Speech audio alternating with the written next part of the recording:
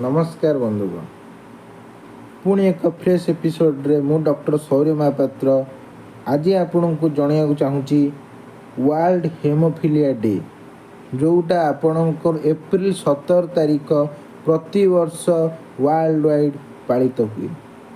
ताहले चलतु जानिबा हेमोफिलिया डिजीजटी कौन, कहीं होता है हेमोफिलिया, तार कारण कौन, लक्षण कौन, आउ चिकित्सा कौन हो पार सबकि आपण सहित मु शेयर करी आज वीडियो रे।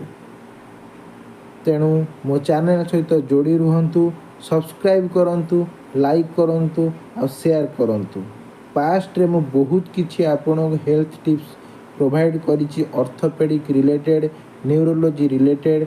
आज आपण को हेमोफिलिया डे विषय रे आउ हेमोफिलिया रोगटी कौन से विषय में कहूँ।